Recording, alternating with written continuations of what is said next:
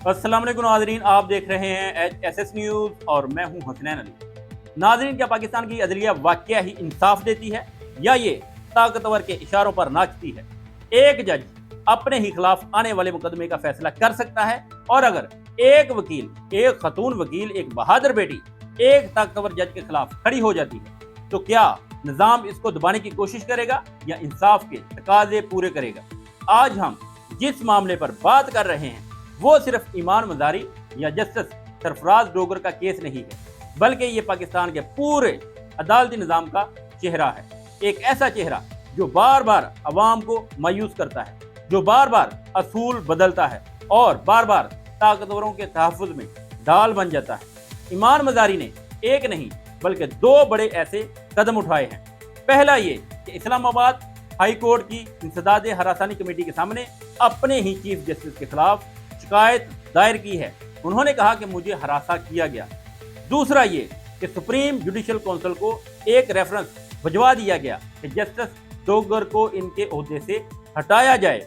ये वो काम है जो शायद पाकिस्तान की अदालती तारीख में बहुत ही कम देखने को मिले हैं। एक वकील ने अपने हक और अपनी इज्जत के तहफ़्फ़ुज़ के लिए सब कुछ दांव पर लगा दिया है, लेकिन इसके जवाब में जस्टिस सरफराज डोगर ने क्या किया?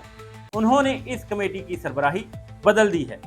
सिमन रिफत इम्तियाज की बजाय अनाम अमीन मिनहास को सरबराह बना दिया है। सवाल ये है कि जब आप खुद ही एक फरीक हैं तो फिर आपको किसने ये इख्तियार दिया कि आप फैसला करें कि कौन कमेटी की सरबराही करेगा और कौन नहीं करेगा? क्या यही वो असूल नहीं जिसे खुद अदालतें बार बार दोहराती हैं कि कोई शख्स अपने ही केस का जज कैसे बन सकता है, अपने ही केस का जज नहीं हो सकता?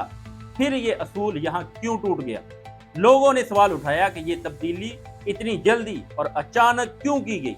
ये वो सवाल है जो शकूक शुबहात पैदा करता है। ईमान मजारी पहले ही रजिस्ट्रार को दरखास्त दे चुकी थी कि उस दिन की अदालती कार्रवाई की फुटेज महफूज कर ली जाए, कहीं ऐसा ना हो कि हकीकत दब जाए।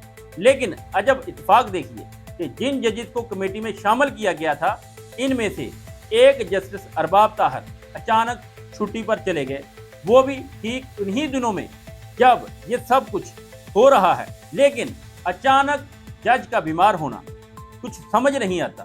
फिर वही हुआ जिसका डर था। ईमान मजारी अदालत में पेश नहीं हुई, लेकिन इनके मावन वकील एमल वली खान मंदुखेल ने कहा चूंकि जज साहब के खिलाफ शिकायत दायर हो चुकी है तो ये केस किसी और बेंच को दिया जाए। मगर जस्टिस डोगर ने इनकी ये इस्तदा रद्द कर दी, मुस्तरद कर दी और समाअत को गैर मुअय्यना मुद्दत तक के लिए मुलतवी कर दिया। यानी कि ये कैसा इंसाफ है कि जिस जज के खिलाफ शिकायत दर्ज की गई और वही जज उसी केस की समाअत कर रहा है। याद रहे कि ये सारा तनाज़ा एक और केस से शुरू हुआ था। मारंग बलोच के हवाले से सफरी पाबंदियों वाला केस था ये, और उसी केस के दौरान मुबैना तौर पर ईमान मजारी और जस्टिस डोगर के दरमियान वो मुकालमा हुआ, जिसके बाद ये सारा मामला भड़क उठा। सवाल ये है कि अगर एक वकील अदालत में खड़ी होकर अपनी इज्जत बचाने की बात करे तो क्या इसकी बात सुनी नहीं जानी चाहिए? क्या ये अदलिया सिर्फ ताकतवर के लिए इंसाफ रखती है? और फिर ये अफवाहें क्यों गर्दिश कर रही हैं कि जस्टिस डोगर ने कहा था कि मुझे जिसने यहाँ बैठाया है वही मुझे चीफ जस्टिस बना देगा? अगर ये बात दुरुस्त है तो सोचिए कि पाकिस्तान के सबसे बड़े अदारे को किसने यरगमाल बना रखा है। क्या अदलिया अब आवाम की नहीं रही, बल्कि चंद खानदानों और ताकतवरों के हाथों में खिलौना बन गई है? ईमान मजारी के हौसले को दाद देनी चाहिए। वो जानती हैं कि इसका नतीजा क्या निकल सकता है। वो जानती हैं कि इस सिस्टम के खिलाफ खड़े होने का क्या उसे सिला मिल सकता है, उसको क्या कीमत चुकानी पड़ सकती है, मगर फिर भी वो डटी हुई हैं। सवाल ये है कि क्या बाकी सियासी जमातें, खास तौर पर तहरीक इंसाफ, इस मामले में इनका साथ देगी या खामोशी इख्तियार करेगी? क्या वो इस मौका को एक बड़ी मुहिम में बदलेंगे या सिर्फ बयानबाजी पर गुजारा करेंगे? क्योंकि यही वक्त है कि अदलिया के अंदर मौजूद काली भेड़ों को बेनकाब किया जाए, तो फिर यह मौका ज़ाया करना कौम के साथ धोखा होगा। लेकिन अफसोस यहाँ मंजर कुछ और ही है, और एक तरफ ईमान मजारी तनहा खड़ी हैं और दूसरी तरफ सियासतदानों के जहाज उड़ रहे हैं। शहबाज शरीफ सऊदी अरब, बरतानिया और फिर अमेरिका के दौरे पर निकल चुके हैं। नवाज शरीफ लंदन जा चुके हैं।